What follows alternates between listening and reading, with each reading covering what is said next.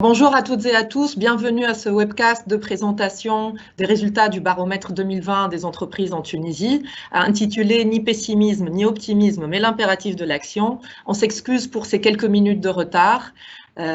Alors, je vais d'abord commencer par me présenter. Emira Jamoussi, je suis directeur au sein de EY Consulting dans la service line stratégie et opération en charge de l'offre supply chain et j'aurai le plaisir d'être la modératrice de ce webcast.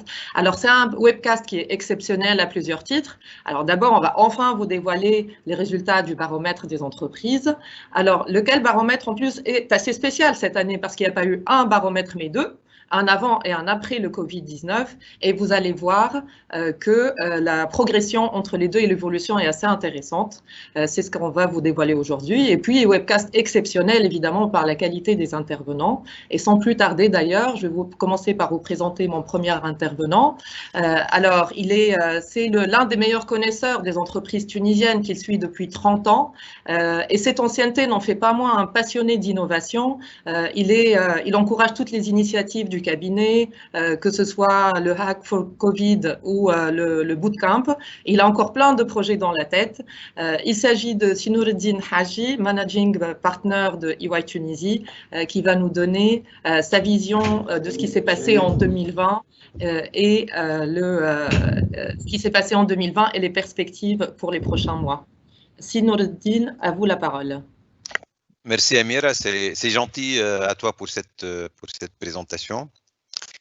À vrai dire, le baromètre dont nous allons discuter aujourd'hui, le baromètre 2020, en fait, c'est une initiative que nous avons lancée il y a à peu près 10 ans, donc juste après la Révolution. Et c'est en fait un baromètre qui s'est avéré extrêmement riche d'enseignements.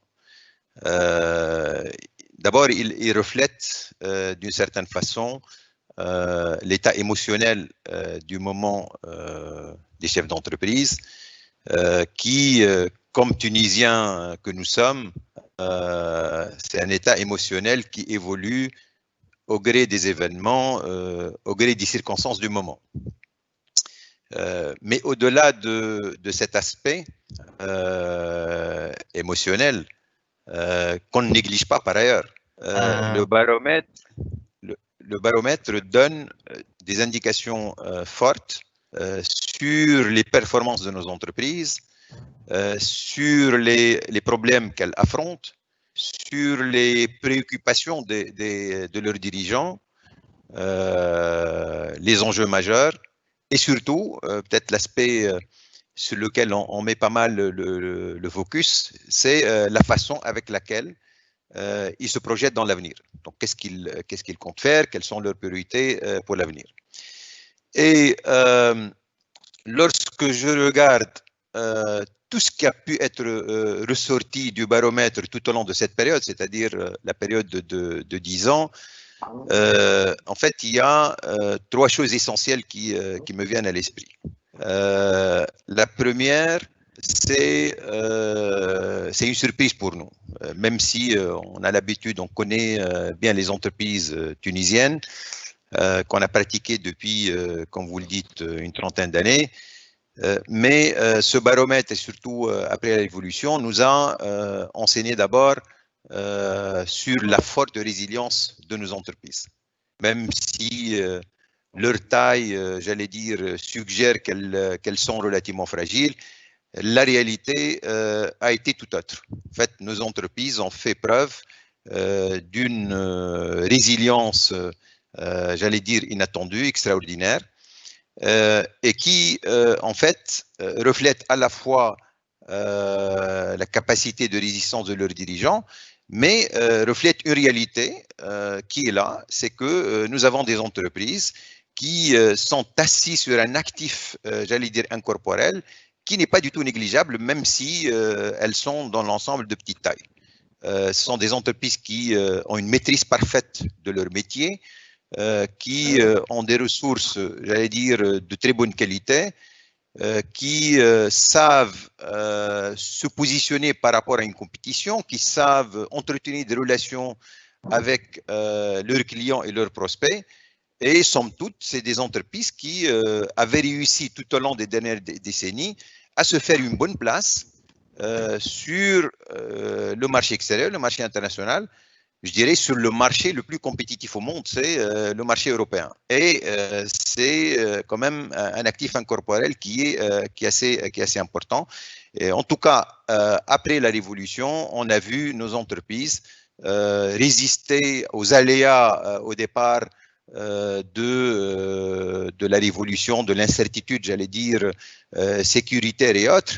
Et ensuite, elles ont fait également preuve de résilience par rapport à l'évolution de la conjoncture politique et économique qui, nous le savons tous, pour le moins que l'on puisse dire, n'est pas favorable. Et avec cette forte résilience, nous avons noté un enthousiasme qui est réellement débordant. Moi, je le qualifie un enthousiasme débordant des chefs d'entreprise pour l'investissement et la croissance. Donc ça, c'est quand même un élément important. La réalité est que ce facteur de forte résilience des entreprises, d'enthousiasme débordant pour l'investissement et la croissance, s'est effrité au fil des ans. Donc, nous sommes sur un train de relativement baissier sur ce chapitre-là. Et parlant de résilience, nous sommes aujourd'hui en train d'atteindre des niveaux, il faut le dire, relativement inquiétants. La deuxième chose qui me vient à l'esprit, c'est une réalité. Vous allez me dire, ça reflète l'état émotionnel de nos dirigeants, de tous les Tunisiens. C'est une réalité, c'est quelque chose quand même qui les impacte somme toute et qui n'est pas du tout sans fondement. C'est une appréciation aujourd'hui, pas uniquement aujourd'hui, depuis les dernières années, qui est persistante, une appréciation négative, voire extrêmement négative, que se font les chefs d'entreprise par rapport à la conjoncture politique, économique et sociale. Au point où on a le sentiment que les chefs d'entreprise non seulement jugent cette conjoncture extrêmement négative, mais on a le sentiment qu'ils ne comptent plus sur l'évolution favorable de cette conjoncture. C'est comme s'ils sont habitués, j'allais dire, d'une certaine façon, à une conjoncture qui n'est pas favorable, qui, je dirais, qui est hostile. Troisième chose qui me vient à l'esprit, c'est tout au long de cette période de 10 ans, il y a eu des moments de sursaut d'espoir. C'est des moments, bien sûr, lorsque je dis des moments de sursaut d'histoire, lorsque j'exclus l'effervescence de l'effet révolution. Lorsque cette effervescence s'est calmée, il y a eu un moment où les choses ne vont pas du tout bien, mais tout au long des 10 ans, il y a eu quelques moments de sursaut, d'espoir. Je me rappelle, et ça s'est reflété par notre baromètre, le premier moment, ça coïncidait avec la fin de règne de la Troïka. À ce moment-là, le baromètre avait fait ressortir quand même un regain d'enthousiasme et de confiance des chefs d'entreprise. Ensuite, il y a eu le moment qui coïncidait avec les résultats des élections de 2014 et l'installation, j'allais dire, d'un régime politique, enfin, de Béji Casseb en tant que président de la République, et disons la victoire du Nudea Tounes à ce moment-là. Et puis ça s'est effrité très rapidement après. Et ensuite, il y a eu un autre moment, c'était l'avènement du gouvernement Youssef Chahid. C'était voilà, ça a donné également un espoir. Et puis ça s'est redescendu. Alors maintenant, on est en 2020. Lorsqu'on regarde le dernier baromètre justement de 2020, qui est parti pour évaluer les réalisations de 2019. Vous l'avez bien noté, Amir, nous avons déroulé le baromètre d'abord en janvier, début février 2020, et on a eu quand même une relative bonne surprise. Ce baromètre avait montré que nos entreprises ont mieux performé en 2019 comparativement à 2018. Et d'ailleurs, ce baromètre avait montré que nos entreprises escomptées fait mieux en 2020. Et c'était quand même quelque chose qui nous avait fait plaisir et on s'apprêtait à ce moment-là à le publier. Évidemment, tout cela, c'est avant l'avènement du Covid-19 parce que l'avènement du Covid-19 est venu, bien sûr, j'allais dire, nous empêcher de publier les résultats, mais également sur le terrain des entreprises, ça a perturbé leur plan. Et la priorité s'était tournée naturellement vers la protection des individus, la survie des entreprises, surtout en termes de continuation des opérations et de cash management.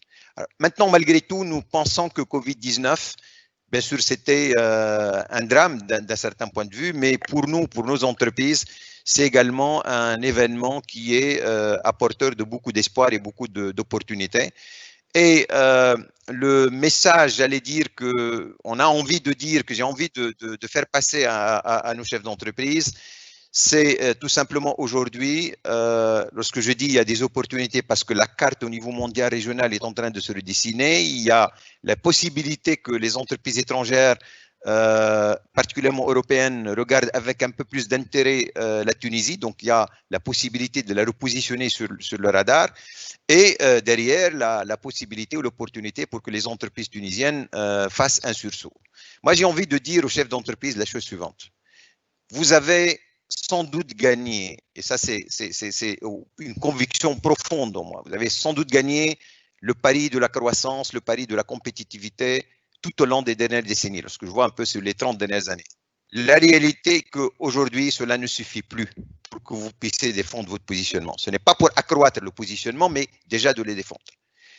Et il est clair que les entreprises doivent se transformer très rapidement et se transformer en profondeur. Et j'ai envie de dire, les entreprises doivent le faire en comptant sur leurs propres moyens, en croyant en leur capacité, en faisant le jeu d'une certaine façon, le jeu sur l'environnement, en pesant sur l'environnement, sur le pouvoir politique, plutôt que d'attendre. Et l'idée, c'est que ces entreprises-là doivent être beaucoup plus conquérantes, doivent aller jusqu'au bout de leur potentiel. Lorsque je dis se transformer, nous avons les idées claires. Pour nous, il y a au moins sur 3 sujets, nos entreprises doivent travailler énormément et surtout très rapidement. D'abord, une accession à un nouveau palier de modernité, ça c'est fondamental.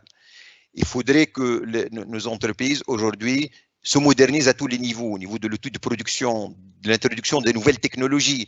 Et je dirais que elles doivent intégrer une stratégie de basculement total et effectif, profond, dans tout ce qui est industrie 4.0. C'est un enjeu majeur pour elles.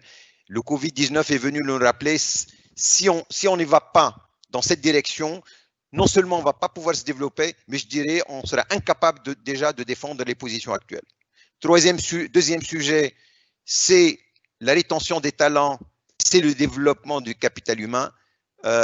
Malgré ce qu'on dit aujourd'hui, après le Covid-19, on va dire, allez, il va y avoir une levée des tensions sur la guerre des talents. Je pense que ce n'est pas si vrai que ça. À un moment ou à un autre, les entreprises vont continuer à se tourner vers l'écrémage des talents pour qu'elles-mêmes arrivent à se transformer. Donc, ça continue à être une guerre. Nos entreprises sont relativement courtes de notre point de vue sur ce sujet-là. Elles doivent revisiter leur façon de faire. Elles doivent être beaucoup plus, j'allais dire, beaucoup plus conquérantes sur ce terrain-là. Et troisième sujet, l'internationalisation. Je pense que l'actif auquel je faisais allusion de nos entreprises doit être utilisé, doit être mis à profit. Ça ne se fait pas tout seul.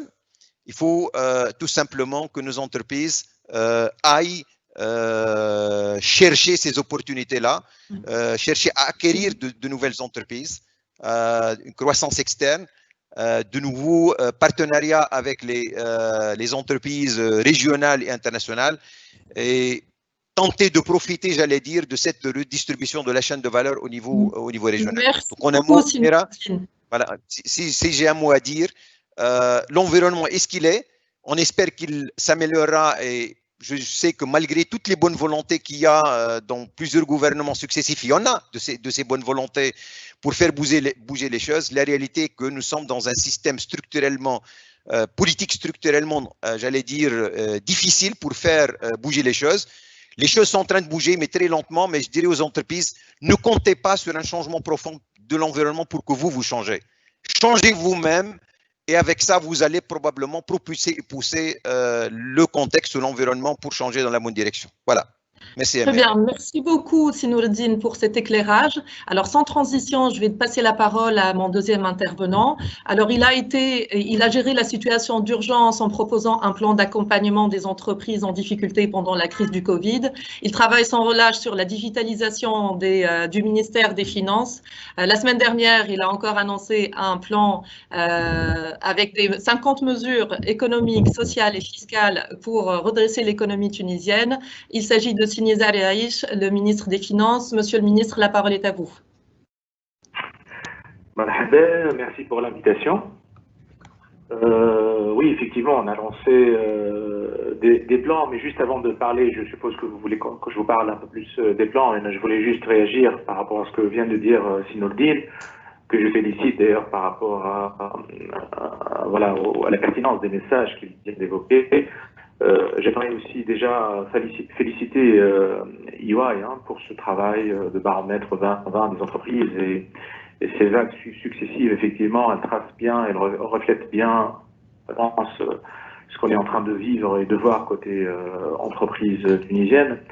Et je voulais également féliciter votre cabinet pour tout le support que vous donnez au ministère des Finances. Je sais qu'il n'est pas annoncé, mais j'aimerais le dire, tout comme d'autres bigs qui sont en train de nous aider à titre gracieux, et beaucoup d'autres cabinets de conseil d'ailleurs, et beaucoup d'experts tunisiens, qu'ils soient résidents en Tunisie ou à l'étranger. Il y en a tellement. Et c'est vraiment, j'ai envie de dire, une fierté de voir des concurrents dans la vraie vie, dans une période un peu normale, donner autant en termes d'efforts, de solidarité pour aider leur pays dans une période qui est vraiment critique sur le plan politique, comme vous le savez, mais qui est aussi critique sur le plan économique, sur le plan social, sur le plan budgétaire, des finances de l'État. Donc, merci pour tout ce que vous faites. Ça, c'est un. Deux, effectivement, le climat globalement et la situation, j'en ai parlé à travers plusieurs interventions, elle n'était pas facile. Depuis la révolution, on est en train de payer une facture qui est relativement lourde économiquement et socialement. On s'y attendait. On espérait qu'après une décennie, on commence à voir une tendance meilleure. Un pays comme la Tunisie, avec ses compétences, avec ses richesses, avec son positionnement géographique, sa proximité avec ses voisins, avec ses Algérie-Libye, avec proximité européenne, on ne peut pas être satisfait d'un 2% de croissance à peine en moyenne sur les 7 à 10 dernières années, en termes de PIB. Donc ça, c'est vraiment un constat qui est désolant, accompagné avec tout ce qui est aussi manque de développement social. Et je pense que l'enjeu pour la Tunisie, malgré ce qu'on est en train de vivre en ce moment, qui est une période très agitée, mais pour moi, la prochaine décennie, elle doit être vraiment la décennie de la relance, de la croissance.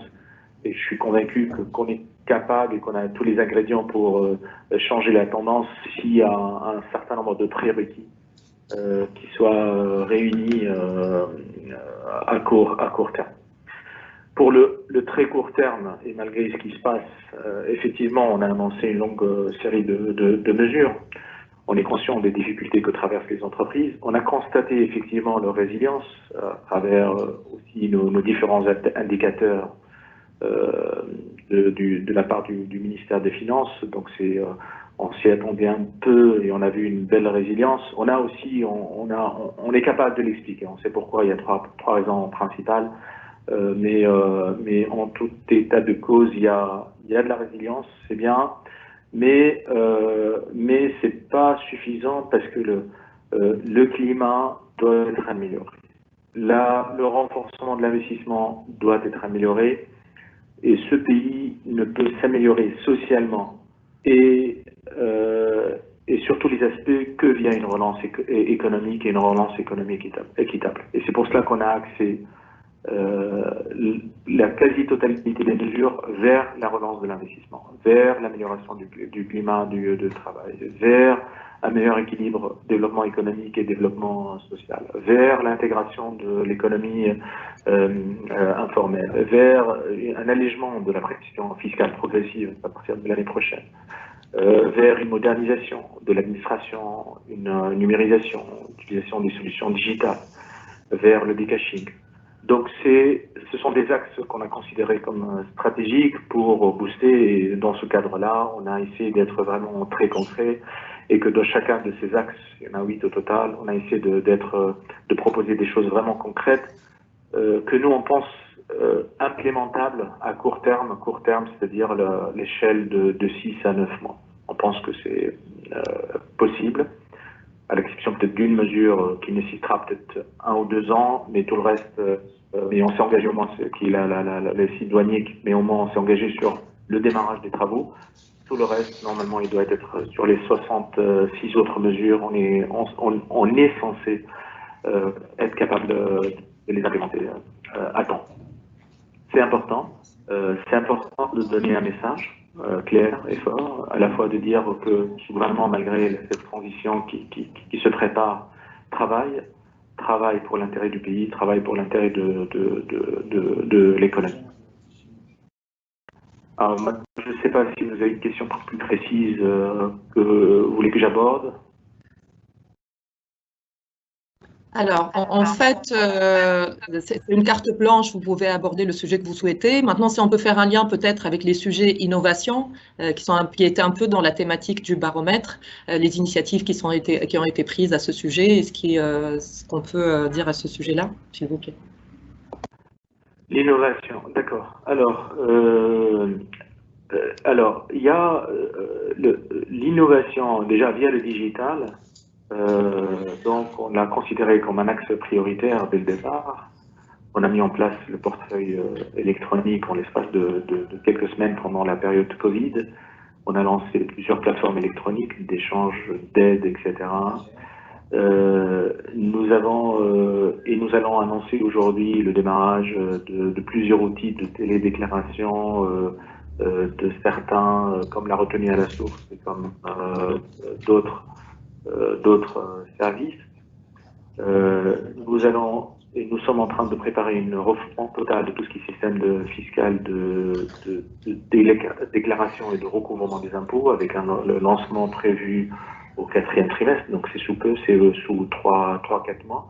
On va lancer le premier lot avec de nouveaux services, avec la notion de compte fiscal unique. Donc nous avons généralisé, vous l'avez vu, on a mis en place un nouveau process de télédéclaration et télépaiement qui était un peu pénible, mais j'ai pris la décision ferme d'avancer malgré le fait qu'il n'était pas parfait à 100%, mais il fallait, pour l'intérêt de la Tunisie, passer ce cap, et on l'a passé. Maintenant, à partir de ce mois-ci aussi, on va généraliser pour tous ceux qui ont des revenus supérieurs à 100 000 dinars. On est en train de le généraliser, avec de nouveaux moyens de paiement digitaux qu'on est aussi en train de généraliser. En interne aussi, peut-être pas très visible pour le citoyen lambda ou le contribuable, on est en train de mettre en place de nouveaux outils digitaux. On est en train aussi de simplifier. On est en train de simplifier les démarches, et derrière ça, il y a une philosophie, c'est passer progressivement d'une optique je contrôle tout, je vérifie tout avant de faire quoi que ce soit, vers une optique, un État et de l'administration qui fait confiance par défaut de plus en plus, mais qui contrôle plus et mieux et a posteriori. Voilà. Et ça, c'est un changement de paradigme qu'on essaie d'adopter, et ça, bien sûr, accompagné par des chartes et des engagements vis-à-vis des contribuables, vis-à-vis des citoyens. Donc ça, pour moi, c'est ça. C'est innover en termes de relations, innover en digitalisant la relation, innover en revoyant et simplifiant les procédures, innover aussi côté douane, hein, parce qu'on est en train d'améliorer les relations avec les citoyens, de mettre aussi également en place un système d'information qui va nous aider, et également aussi non seulement à simplifier, mais également à réduire tout ce qui est intervention, risque de corruption et autres. Donc c'est le digital pour combattre la corruption ou la tentation d'eux, en tout cas. Et tout ça, pour moi, je le mets dans l'angle, voilà, innovation. Donc innovation dans le type de relation, innovation en utilisant les nouvelles technologies, Et aussi innovation en matière d'approche, aussi parce qu'on fait appel de plus en plus aux tiers de confiance, hein, les experts comptables, les avocats, etc., les notaires. Donc il y a une innovation dans ce sens. Et, l'autre, voilà. Donc tout ça, c'est pour donner le plus, pour montrer ce virage, je l'espère, avec une vision derrière, c'est que l'État ne fait pas tout, ne contrôle pas tout, etc. Mais l'État, il est là pour faciliter, aider, simplifier, encourager, etc. Et non pas assister et faire à la place d'eux et concurrencer. Donc voilà la vision globale. D'accord. Effectivement, l'innovation il y a un écosystème derrière qui inclut autant les instances gouvernementales que l'initiative privée et tous les intervenants de la chaîne de valeur. Donc, pour revenir un peu sur le sentiment et l'état d'esprit des entreprises tunisiennes actuellement, moi, je voulais vous demander, parce que finalement, vous êtes sûrement beaucoup en contact avec les entreprises tunisiennes, autant les PME que les grands groupes, quel est le ressenti aujourd'hui et quel message vous souhaiteriez leur transmettre grâce à cette occasion? Alors, deux choses. Je comprends parfaitement, et lorsque je vois même ce qui sort de votre baromètre, hein, je comprends parfaitement qu'en voyant toute cette situation, et notamment les aspects politiques, qu'il y ait de la perturbation. Moi-même, si j'ai quelque chose, un montant à investir, franchement, je me poserai la question compte tenu de ce qui se passe. Il faut qu'on soit clair et transparent là-dessus. Et j'ai envie de dire malheureusement. Malheureusement, parce qu'au contraire, on a tous les ingrédients pour que vraiment ça marche beaucoup mieux et que la Tunisie a un énorme potentiel. Et, avec la Libye, et j'invite vraiment les Tunisiens à regarder beaucoup plus et mieux et travailler encore plus et mieux avec nos voisins algériens et libyens. Énorme potentiel parce qu'effectivement, il y a ce mouvement de relocalisation qui est en train d'être mené au moins en matière de réflexion entre l'Europe et les grandes puissances internationales. Je pense que ça ne va pas être aussi facile que ça, parce que les contraintes logistiques, parce que les contraintes de coûts, parce que aussi ça nécessite des financements. Peut-être c'est pas le meilleur moment pour certaines d'entre elles, mais il y aura un mouvement, même si ce ne sera pas complet, mais au moins il sera partiel. Et le partiel, la Tunisie, je pense elle a sa place à prendre là-dedans. Maintenant, je reviens au climat. Moi, je pense, et malgré le fait, malgré cette crise, moi je pense que cette crise-là, elle est vraiment éphémère. Tôt ou tard, elle va passer. Est-ce qu'elle va durer quelques jours ou quelques semaines, etc. Tant que nous, Tunisiens, investisseurs, entrepreneurs, etc., l'ensemble des parties prenantes, il faudrait qu'on continue à voir les choses d'une manière positive et qu'on continue à bâtir. La majeure partie des Tunisiens croient énormément à leur pays, et je pense sincèrement que malgré les perturbations qu'on est en train de vivre en ce moment, et on est tous perturbés par le Covid, ensuite une crise politique, etc., mais les fondamentaux moyen et long terme restent bons. Et je pense que si on prend du recul par rapport à ce qui se passe dans l'histoire, et l'histoire de la Tunisie, c'est une page difficile, mais dans un contexte de fond qui reste et qui restera bon grâce aux compétences tunisiennes, bon parce que les fondamentaux de l'économie, qu'on ne le veuille pas, sont bon parce qu'aussi on a tellement d'autres atouts qu'on est capable d'activer. Donc, un épisode court terme difficile, mais une base moyen et long terme qui reste, à mon avis, bonne, voire très bonne. Alors, effectivement, on voit cette note d'optimisme qui nous paraît importante. Alors, il y a une question, en fait, un peu relative à ce point et à toutes les mesures qui ont été annoncées. Donc, il me semble qu'il y a 67 mesures. 67 mesures à mettre en place sur le court terme, c'est une sorte de Big Bang. Est-ce qu'on pense que la Tunisie, aujourd'hui, est un pays de Big Bang économique ? Lorsqu'on voit les 67 et on les répartit, oui, ça peut paraître assez impressionnant. On avait besoin d'envoyer un message fort Les retours que j'ai eus jusqu'à présent, même les réactions des organisations sont très positives. Mais lorsqu'il s'agit de mise en œuvre, après, on a mis en place une delivery unit, et donc je vais avoir un suivi vraiment très rapproché avec des compétences. Et en plus, après, la mise en œuvre, elle ne se passe pas dans un seul endroit. Sur les 67, il y en a une dizaine qui est côté douane. Il y a également quelques mesures les côtés direction générale des impôts. Et d'autres mesures côté comptabilité publique et recouvrement. Il y a d'autres mesures qui sont plus transversaux avec d'autres ministères, notamment les pactes sectoriels. Il y a d'autres mesures qui sont plutôt côté législation fiscale, et donc il y a déjà un gros bouquin de presque une centaine de pages prêt pour partir cette semaine, je l'espère, au Parlement pour revue et approbation. Donc finalement, je reste persuadé, c'est un travail qu'on avait fait avant de faire les annonces, c'est que 1, la stratégie est claire, 2, il fallait que ça soit concret, 3, bien sûr, concret, ça rentre clairement dans la stratégie, qu'à la fin des 9 mois, avec ces mesures, que ça nous repositionne vers une nouvelle orientation, la nouvelle orientation qu'on aimerait donner à moyen et long terme pour la Tunisie. 3, bien entendu, qu'on est capable de mettre en œuvre l'ensemble de ces mesures à temps. Ce travail-là a été fait, préparé, préétudié. On a préqualifié ces mesures-là, ce qu'elles pourraient rapporter, etc. Bien sûr, on pourra avancer beaucoup plus vite avec un meilleur climat politique.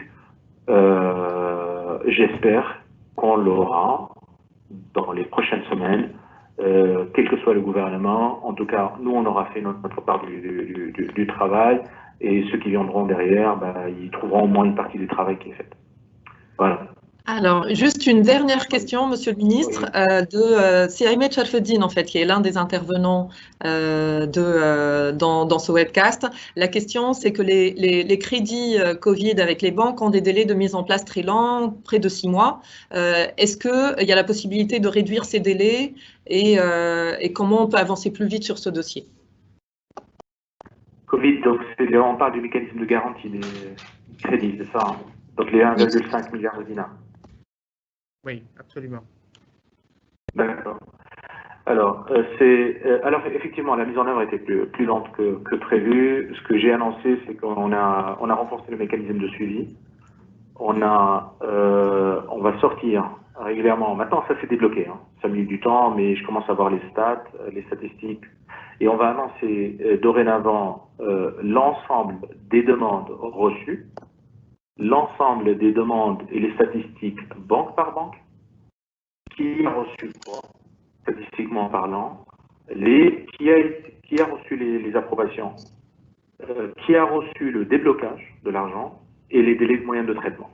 Et on va rajouter également la suite du gare et le ministère des Finances, parce que si là-dedans, ils sont partie prenante. Comme ça, en toute transparence, on annonce les performances, etc. Et on essaiera d'expliquer voilà, les écarts. Maintenant, je constate aussi que les banques ont fourni beaucoup d'efforts pour rattraper, entre guillemets, le temps perdu. Il y a eu des annonces, notamment de la part de plusieurs banques, hein. Il y a des banques privées qui font un travail formidable. Il y a les banques publiques. Les 3 banques publiques ont annoncé aussi les montants débloqués. Donc ça a été annoncé la semaine dernière, et c'est des montants significatifs. On parle de plusieurs centaines de millions de dinars pour chacune d'entre elles. Donc j'ai grand espoir que ça va s'accélérer dans les prochaines semaines, mais en tout cas on va rester vigilant. Je vais suivre ça particulièrement, et d'ailleurs c'est pour cela que j'ai mis au premier point, hein, c'était le premier point sur les 67 mesures, et c'était un message, c'est de dire j'y tiens beaucoup et je vais le suivre de près. Merci beaucoup, Monsieur le Ministre, pour votre intervention, pour votre disponibilité. Nous allons vous libérer parce qu'il me semble que vous avez des obligations. Bonne fin de journée à vous. Merci à vous et toute l'équipe EY et tous vos invités. Merci beaucoup, Sinizar. Merci. Alors, je Je pense que le décor est très bien planté pour vous donner enfin les résultats du baromètre. Pour cela, je vais donner la parole à Mounir Razeli, qui est partenaire stratégie et opération au sein du cabinet. Alors, Mounir est un très bon connaisseur de l'économie tunisienne, puisqu'il intervient autant sur les instances gouvernementales, les associations sectorielles ou le secteur privé.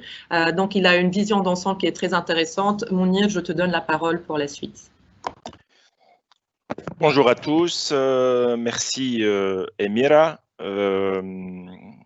C'est un plaisir en fait d'être parmi vous aujourd'hui encore une fois pour vous présenter les résultats de la 7e édition de notre baromètre des entreprises qu'on a intitulé cette fois ni pessimisme ni optimisme mais l'impératif de l'action. Pour tout vous dire, en fait, on avait commencé à travailler sur la collecte des réponses des chefs d'entreprise entre finalement la mi-décembre 2019 et jusqu'à fin février. Voilà. Et puis, donc, on se préparait pour publier l'édition voilà, la 7e édition du baromètre. Et puis, le Covid est venu et on s'est dit, c'est pas possible. On peut pas présenter des résultats qui ne reflètent pas, en fait, l'impact de cette crise Covid-là. Et donc, on a tempéré, en fait, la sortie du baromètre et on a décidé d'attendre un peu de temps, laisser passer un peu de temps pour faire une deuxième enquête auprès des chefs d'entreprise, qui a commencé en fait fin juin, voilà, sur une durée d'à peu près d'une dizaine de jours, pour collecter finalement leurs sentiments et leurs appréciations de l'impact de la crise Covid. Et donc là, on arrive avec une vue qui est d'avant et d'après Covid en termes de morale, préoccupation des chefs d'entreprise. Voilà. Pour vous donner une idée sur l'échantillon sur lequel on a travaillé. Donc, c'est un échantillon qui finalement très diversifié. Ça a toujours été le cas pour nos éditions du baromètre, avec une bonne partie pour les entreprises industrielles, de l'industrie manufacturière notamment, parce qu'on pense que c'est vraiment le cœur, c'est les poumons de l'économie tunisienne, mais également beaucoup d'entreprises dans le secteur des services, dans les services financiers, dans le commerce et dans l'éthique. L'échantillon n'a pas beaucoup bougé en fait entre l'avant et l'après-Covid en termes de composition. Voilà, et peut-être un dernier point, c'est quelque chose qu'on nous a reproché peut-être un peu par le passé, que notre échantillon était beaucoup plus tourné vers les grandes entreprises, voire les très grandes entreprises. Bon, finalement, nous sommes en train d'ajuster cela et actuellement, on arrive à avoir finalement jusqu'à deux tiers finalement de nos répondants qui sont des PME. Voilà, et donc ce qui reflète beaucoup mieux l'économie et le tissu économique tunisien. Donc, en passant directement aux résultats du baromètre, en fait, il y a un indicateur, voilà, un témoin qu'on suit de très près depuis maintenant plusieurs années. C'est la fameuse question sur la continuité de l'activité de l'entreprise. Finalement, on pose la question aux chefs d'entreprise pour leur dire, voilà, si la situation se poursuit, est-ce que vous estimez finalement que la continuité ou la survie de votre entreprise est menacée et dans quel horizon temporel? Voilà. En fait, 2017, la réponse était de 40%, donc 40% qui s'estiment finalement ou qui estiment que la survie de leur entreprise était menacée. 2018, il y a eu une forte hausse, 58%, c'était vraiment alarmant. 2019, donc, c'est retombé à 55%. Quand on a posé la question après le post-Covid, après donc la crise Covid, ce chiffre-là de 55%, il est passé à 69%. Donc on revient à des niveaux qui sont très, très alarmants. voilà, à mettre en perspective, surtout en fait, avec finalement le package d'aide et le plan de relance qui a été mis en place et qui va être mis en place par le gouvernement tunisien, parce qu'on leur a posé les questions à ce sujet, les entreprises, et finalement ce qu'elles nous disent, c'est qu'elles sont à peu près aujourd'hui 10% à avoir pu bénéficier du package de soutien aux entreprises. Donc 10% par rapport à 69% d'entreprises qui s'estiment finalement menacées. On voit que l'ampleur finalement elle n'est pas suffisante et qu'il va falloir booster davantage ce package de soutien aux entreprises. Ce qu'elles nous disent également, c'est que à peu près 20 à 23% qui restent en instruction de dossier. Le nombre est important et on voit aussi que l'instruction de dossier et la procédure prend beaucoup de temps, alors que voilà, la situation exige beaucoup plus de rapidité dans l'exécution de cette aide-là aux entreprises. Finalement, quand on passe un peu à l'impact sur les indicateurs de l'entreprise, on a posé les questions simples aux chefs d'entreprise pour leur dire, bon, bah, finalement, par rapport à vos projections en termes de chiffre d'affaires, vos projections de début d'année et vos projections réajustées post-Covid, quel est le delta finalement? Alors, on a 74% des dirigeants qui nous disent que finalement, leur baisse des chiffres d'affaires, elle va être supérieure à 10%. Et avec 31% qui disent que cette baisse peut aller jusqu'à plus de 30% du chiffre d'affaires. Donc, c'est un impact qui est très, très important. On leur pose la même question par rapport à leur budget de charge de personnel.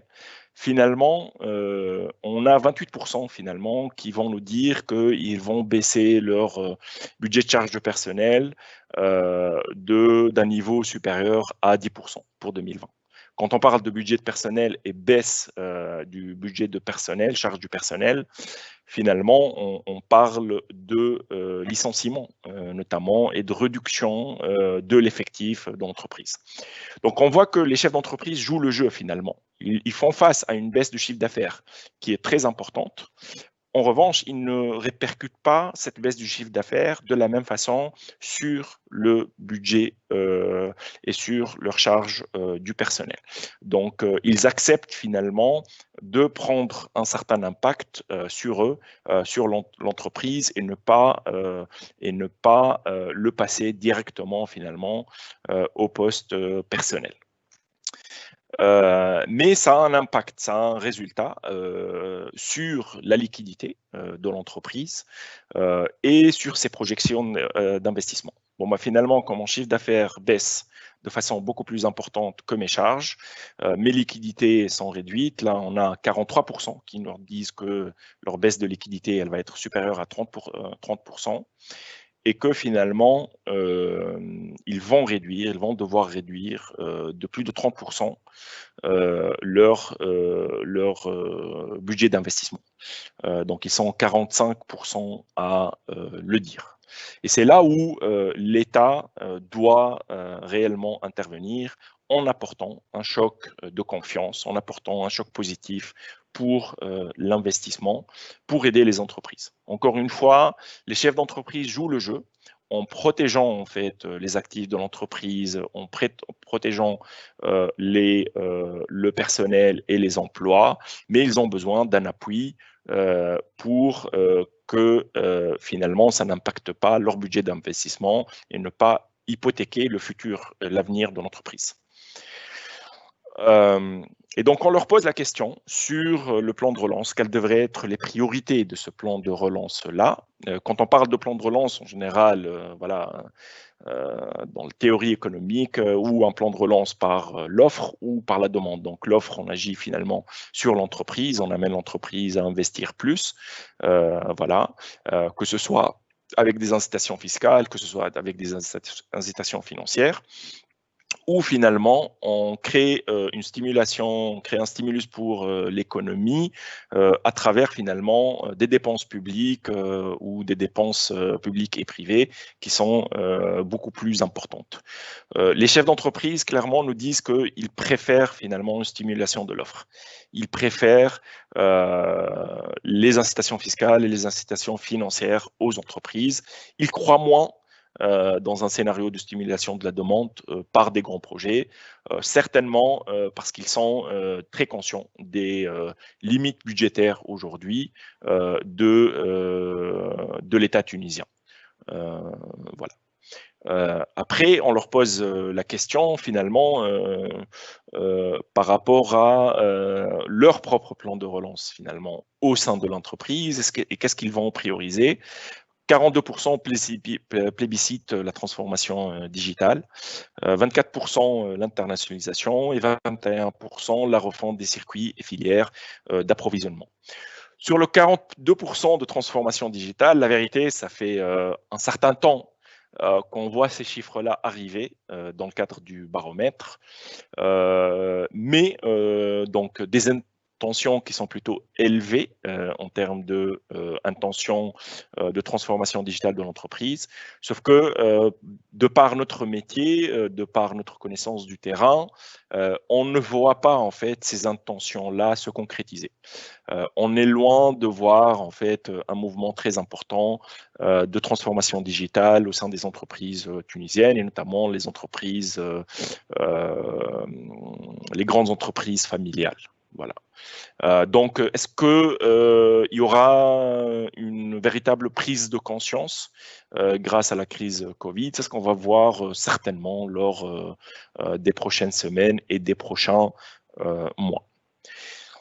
L'autre sujet en fait qui est apparu bien sûr lors de la période de confinement, mais qui était déjà un sujet en Tunisie depuis 2011 et post-2011, c'est la fameuse question en fait de l'innovation et du développement de l'écosystème de l'innovation dans le pays.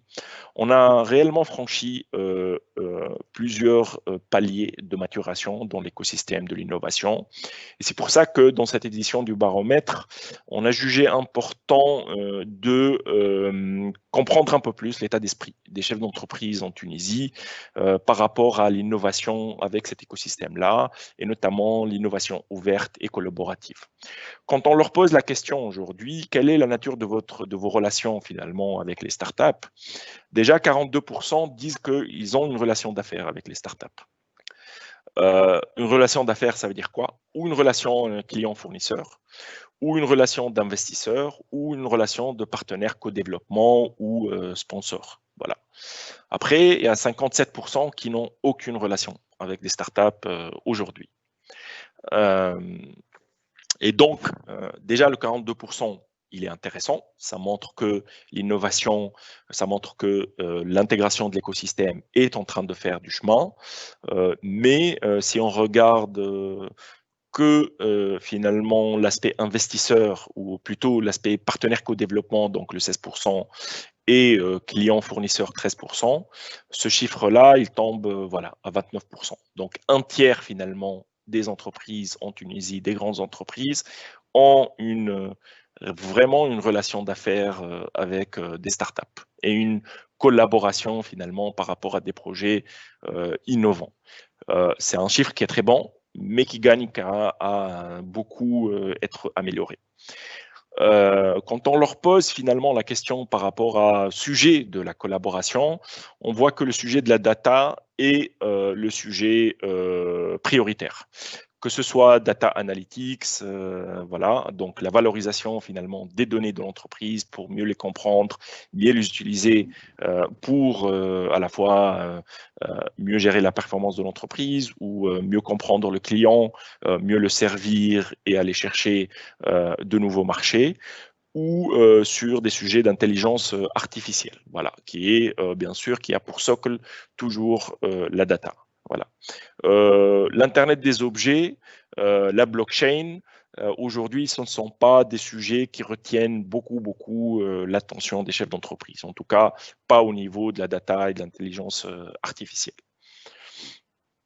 quand on pose la question finalement aux 57% d'entreprises qui ne collaborent pas aujourd'hui avec l'écosystème de l'innovation, avec les startups, quand on leur pose la question, qu'est-ce qui peut vous amener finalement à initier une telle collaboration et à l'amplifier, deux éléments viennent en priorité.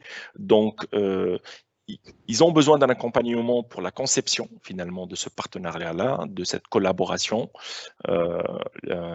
Voilà. Et ils ont besoin que cette collaboration soit encadrée dans un espace. Et quand on dit encadrée dans un espace, ce n'est pas juste un espace physique finalement, mais un espace qui permet voilà, un accès à certaines ressources, qui permet un accès à l'écosystème, aux différents intervenants de l'écosystème, pour que cette collaboration puisse réellement voir le jour et bien tourner. Voilà. Et donc, voilà, le message est clair, je pense, pour les pouvoirs publics, mais pour tous les acteurs publics ou privés, qu'il faut multiplier finalement ce type d'appui aux entreprises pour intensifier finalement l'innovation collaborative au sein de notre économie. Moi, je finirai en disant que voilà, la relation entre l'entreprise et la start-up n'est pas une relation spontanée, n'est pas une relation commerciale classique. C'est une relation qui est nécessaire pour les deux, qui est nécessaire pour la start-up pour qu'elle valide son modèle économique, pour qu'elle valide son produit, sa solution. Elle est nécessaire à l'entreprise pour qu'elle puisse initier une démarche et une politique d'innovation et faire voir le jour à des projets innovants. Mais c'est une relation qui ne se fait pas naturellement, en tout cas pas tout de suite, pas aujourd'hui dans le contexte actuel en Tunisie. Et donc, il y a besoin d'encadrement, il y a besoin d'un travail finalement sur l'ensemble des acteurs de l'écosystème pour ce faire. Voilà. Merci beaucoup Mounir pour cet éclairage, pour cette présentation.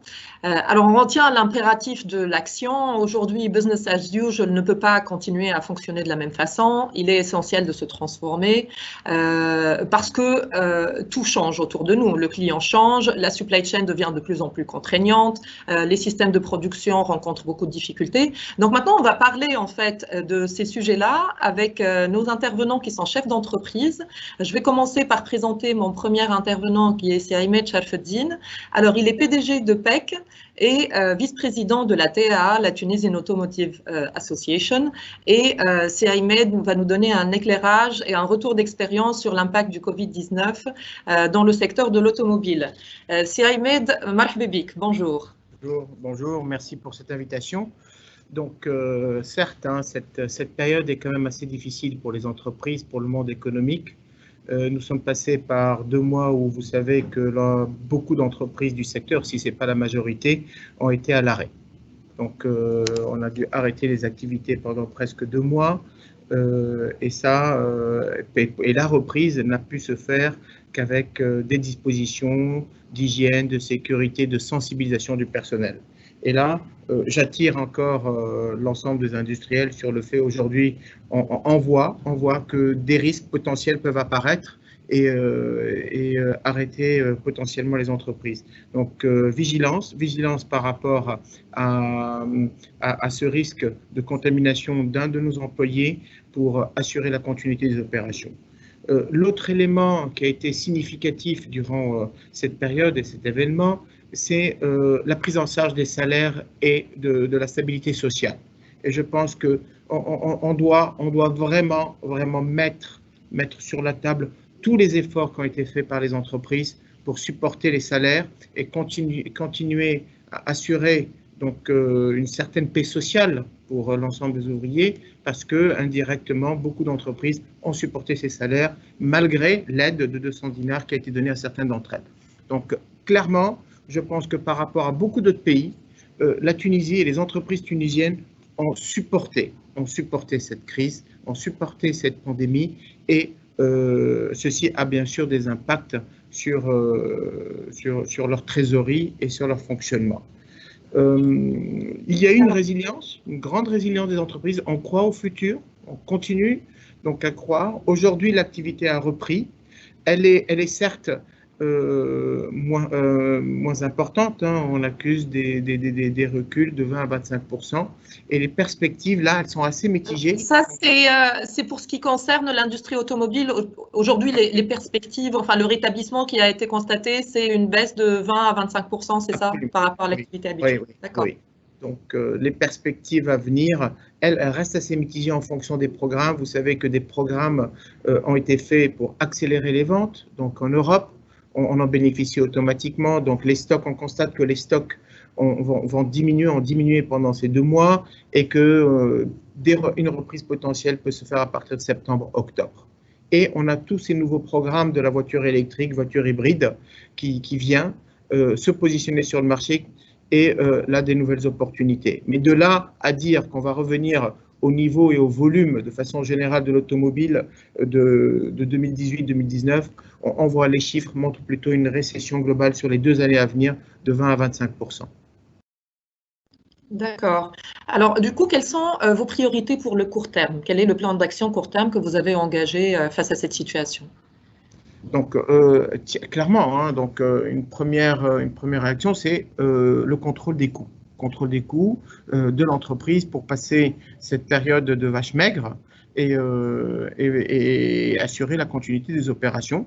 Parce que, vous savez, l'ensemble des grands groupes ont mis aussi des indicateurs d'alerte sur la situation financière de leurs fournisseurs et du marché. Donc, aussi bien les grands groupes que les rangs 2 du secteur automobile.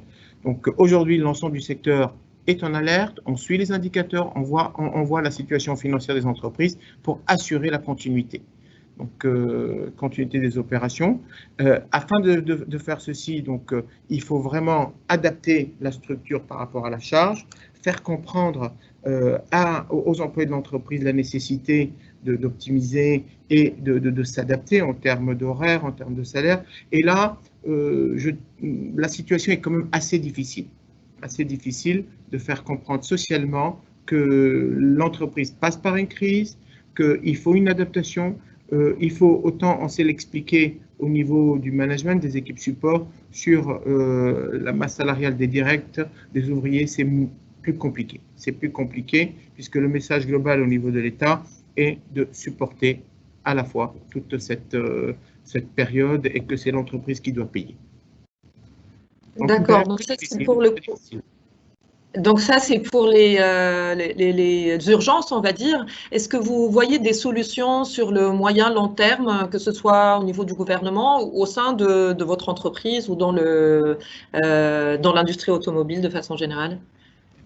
Donc, bien sûr, totalement, on croit au futur. On sait que le marché est là, le marché va reprendre, ça c'est une certitude.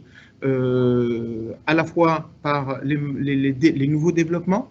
Donc là, on voit dans la perspective de nouveaux programmes qui vont ramener de la charge, qui vont ramener du travail, qui vont ramener donc de la croissance. Et c'est pour ça qu'il faut qu'on se prépare à cela. De l'autre côté, bien sûr, certaines aides ont été émises par l'État. On a, comme j'ai signalé, ces aides restent quand même assez difficiles, assez longues à avoir, mais nous espérons quand même les avoir et continuer et passer cette période. L'entreprise, par contre, clairement, c'est encore un nouveau rendez-vous pour accélérer le changement et la modernisation de l'entreprise. Et là, 2 grands acteurs, 2 éléments vraiment qui ont transformé la méthode de travail au sein de nos entreprises, c'est d'abord tous ces nouvelles, les conf calls, les teamworks qu'on voit, et qui a facilité la communication, qui a organisé le travail, puisque là, il y a de la data qui est préparée, il y a de l'analyse qui est faite, et on a optimisé les temps de réunion, les temps d'interférence et d'action entre les personnes, et ça, c'est vraiment un élément très positif et un accélérateur indéniable pour la digitalisation pour la méthode de travail optimisée au sein de l'entreprise. De là aussi, c'est la digitalisation de l'entreprise. L'analyse de la donnée, la disponibilité de la data au niveau de l'ensemble des fonctions. Bien sûr, je pense que nous-mêmes, nous avons eu à faire un bilan et voir où est-ce qu'il y avait des manquements, et c'est un élément qu'on investit dessus, et vraiment digitaliser l'ensemble des opérations de l'entreprise. Et l'autre élément, je pense que Synodil en a parlé en début, c'est accélérer et gagner en productivité avec l'industrie 4.0. Nous serons affrontés à de la productivité. Nos coûts en Tunisie sont en train d'augmenter. Nos salaires ont subi pendant ces 4 dernières années des hausses obligatoires par l'État de 6,5% en moyenne. Nous avons un coût d'énergie qui a augmenté de 20 à 25% par an depuis les 3-4 dernières années. Tous ces coûts ne peuvent être gagnés que par la compétitivité et que par la productivité au sein de l'entreprise. D'accord, mais on voit donc finalement que la digitalisation, vous attendez à ce qu'elle joue un rôle de plus en plus important dans votre activité. Absolument, absolument. Aujourd'hui, la digitalisation est un élément qui a amélioré notre méthode de travail, pour moi, c'est clairement. Ça nous a nous-mêmes évité de beaucoup nous déplacer et de comprendre qu'on peut continuer à faire du business sans se déplacer, et ceci d'une façon internationale. Et c'est formidable. Moi, je pense que c'est vraiment un outil d'optimisation, de réduction de coûts aussi. Là encore, on parle de gains et de continuer à développer les relations avec les clients, avec les marchés pour assurer une meilleure prospérité. Alors, Saïmed, en préparant cette intervention, on avait parlé du fait que vous avez dans le groupe une activité pharmaceutique aussi. Est-ce que vous pouvez nous en dire un mot rapidement, s'il vous plaît? Comment s'est portée cette activité pendant la période du Covid et post-Covid? D'accord. Et là, absolument, croissance, développement. Il n'y a pas que des mauvaises nouvelles. Non, il n'y a pas que des mauvaises nouvelles. On a appris à beaucoup travailler ensemble, parce que autant les activités automobiles étaient à l'arrêt, là, sur la partie médicale, les employés ont bien compris, nous avons pris les dispositions, nous n'avons accusé aucun jour de retard, aucun jour d'arrêt. Donc, les opérations ont continué pendant toute la période. Le marché était demandeur, les produits étaient demandés, donc, et ça continue. Donc, dans ce secteur-là, on ne voit pas de déclin des volumes. Au contraire, de la croissance, de la demande, et arriver à satisfaire le marché. Et là, ça a clairement montré la position de la Tunisie par rapport à l'Asie, même par rapport à la Turquie. Donc, des pays qui, pendant cette période, se sont mobilisés et ont investi et envahi le marché européen de produits qui n'étaient pas disponibles. Donc, des opportunités d'investissement, et nous avons dans ce secteur un projet de continuer notre croissance dans la partie médicale, et également, donc, on a appris à travailler avec les contraintes du Covid. On a vu que les chaînes logistiques fonctionnaient, étaient disponibles, et que certes, vous savez, dans ce monde, il y a aussi des opportunités, comme on a parlé de tout ce qui est data, qui a vu une croissance extraordinaire dans le monde entier, sur le médical, il y a des demandes et il y a un marché conséquent qui existe et qui continue à se développer. Très bien, on va finir sur cette note positive avec vous, Saïmed. Merci beaucoup pour votre intervention, très éclairante. Je vais passer à mon deuxième chef d'entreprise, en fait, qui est, lui, actif dans le monde de l'innovation depuis plusieurs années. Après Smart Tunisia, il est devenu CEO de Jumia en Tunisie et en Algérie. Aujourd'hui, Jumia est la plus grande marketplace en Tunisie. Il est par ailleurs président du Collège des startups et il s'agit bien sûr de Silyes Jribi. Silyes, مرحبا بك معنا. Bonjour. عسلامة أمير، عسلامة الناس الكل اللي يسمعوا فينا، وميرسي pour l'invitation لكل l'équipe إيوا. Alors, c'est un plaisir pour nous de vous avoir avec nous. Alors, moi, je vais commencer par une première question. Il se dit, en fait, que les pure players du e-commerce sont les grands gagnants de la période du confinement. Qu'est-ce que vous pensez de cette idée? Je pense que c'est surtout l'e-commerce en tant que secteur. Il a eu une répercussion assez positif la situation dans le confinement, et notamment en termes d'adoption. Ce qu'on a vu, nous, ce qu'on a remarqué, que ce soit Jumia ou d'autres acteurs, pas forcément uniquement des pure players, mais même aussi d'autres acteurs du retail, c'est que les gens, en fait, pour la première fois, se sont dirigés de façon massive vers les canaux de l'e-commerce et vers la livraison et vers la vente à distance. Donc ça, c'est le premier constat. Le deuxième constat pour nous, en tant qu'acteurs d'e-commerce, bon, je peux pas malheureusement les chiffres parce que j'ai pas le droit de partager les chiffres en tant que société cotée, mais grosso modo, en fait, la demande a été multipliée par 2, donc c'est pas des vrais chiffres, mais grosso modo, c'est assez révélateur. Mais le panier moyen a été divisé par 2, donc en réalité, en termes de chiffre d'affaires, ça c'est pas l'explosion qu'on pense de l'extérieur, c'est assez stable, voire un peu positif. Mais surtout, ce qui s'est passé, c'est que nos capacités de production, d'opération, de livraison ont été divisées par 2. Parce que c'est vrai que les acteurs du commerce, contrairement à d'autres acteurs, n'ont eu aucun jour d'arrêt total. Nous, Jumia, en réalité, on n'a arrêté aucun jour pendant toute la période de confinement. On a continué à opérer de façon continue tout au long de la période, mais les capacités ont été réduites par 2. Un, pour des raisons sanitaires, en fait. On a par exemple dû diviser les équipes logistiques par 2 pour créer des équipes étanches qui ne se croisent jamais et comme ça pour faire un backup plan, mais aussi les livreurs en fait qui sont au contact avec le client direct ont été pénalisés, un par notamment tout ce qui est couvre-feu qui n'était pas très clair forcément, et 2 parce que les livreurs aussi ont eu peur et beaucoup d'entre eux se sont retirés en fait des opérations. Donc, l'impact sur les acteurs de l'e-commerce.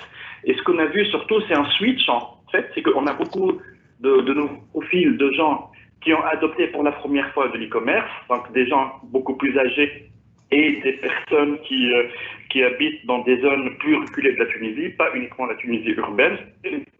Et un deuxième switch sur la nature des produits qui ont été commandés, où on a vu beaucoup plus de gens en train de commander des produits de base, à titre d'exemple, farine et semoule. Voilà, donc les impacts du confinement ou la période de crise sur l'e-commerce et sur Jumia en particulier. D'accord. Et du coup, quelle est votre vision pour le e-commerce en Tunisie? Est-ce qu'on va enfin atteindre le fameux point d'inflexion sur la quote-part du e-commerce?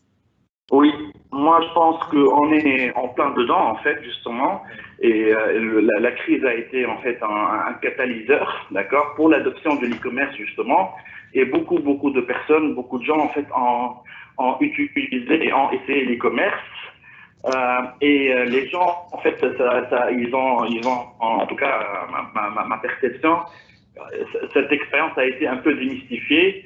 Et ça a parlé de plus en plus simple et de plus en plus facile de faire une livraison à 2 et de commander sur Internet en Tunisie. Donc moi, je pense que l'e-commerce va continuer sur cette tendance, et c'est une tendance de force, c'est pas uniquement conjoncturel, et cette crise a été un peu le catalyseur ensuite.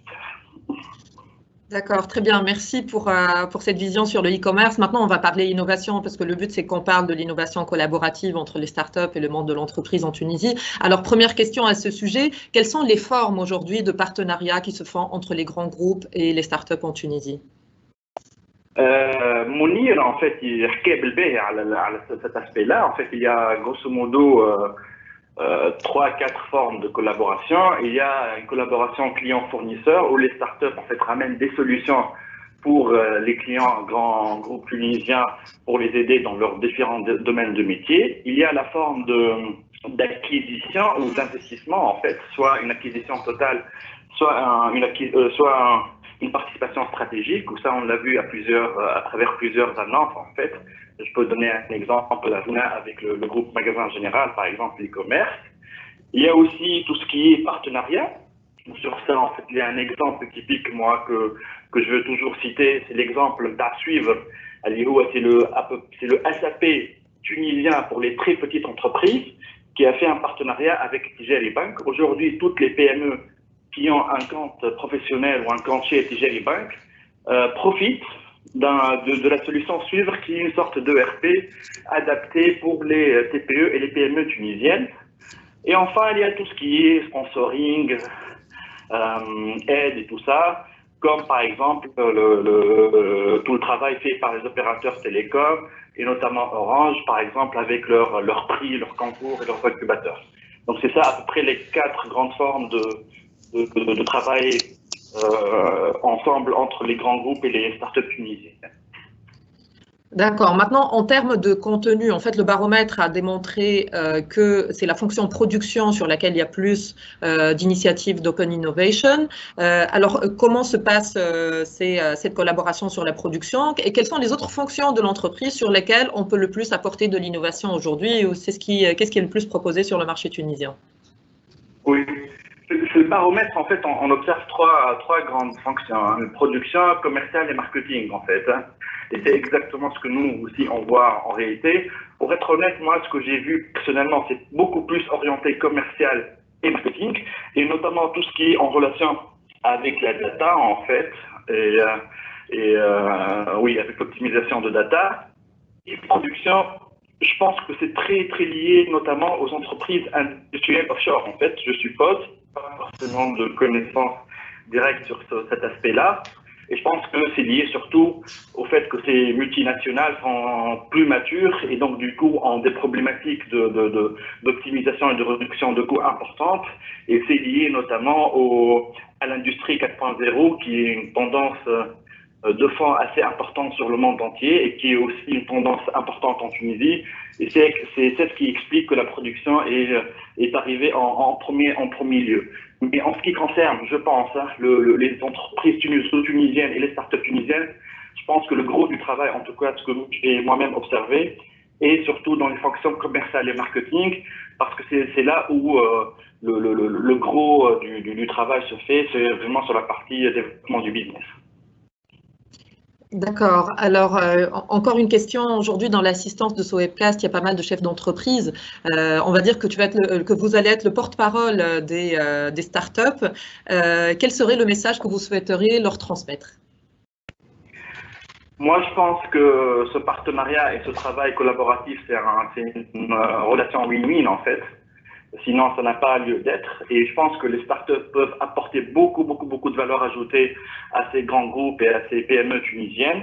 Et je pense qu'elles peuvent notamment apporter de la valeur ajoutée de compétences humaines, en fait, donc tout ce qui est travail d'optimisation et de réflexion. Et ça, on le voit très bien par les data analytics, l'intelligence artificielle qui arrive en premier lieu en termes de domaine. Mais aussi, je pense qu'il y a un gros travail, une grosse valeur ajoutée en termes de commercial et marketing, pour la simple raison que les startups, en fait, sont capables d'adresser de façon innovante, agile et assez rapide d'autres populations, d'autres types de clients que les grands groupes et les PME n'ont pas forcément l'habitude de cibler ou d'atteindre. Et je pense que c'est un point très important parce que ça permet de ramener de nouveaux clients et ça permet de taper sur de nouvelles niches, de nouvelles opportunités de business. Et je pense que c'est ça les deux grands volets en fait de partenariat.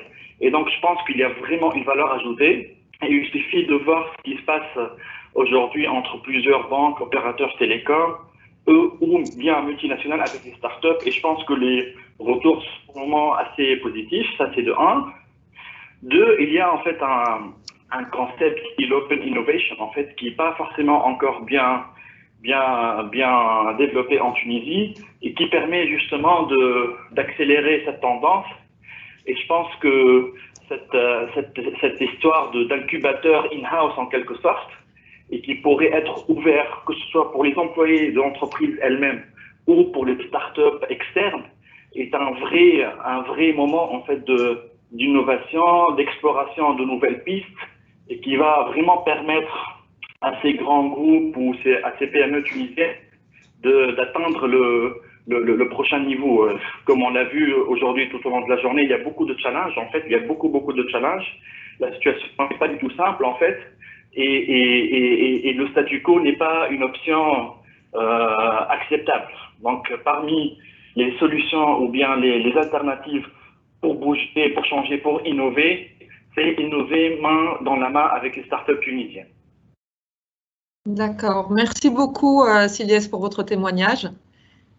Alors, sans transition, allez-y.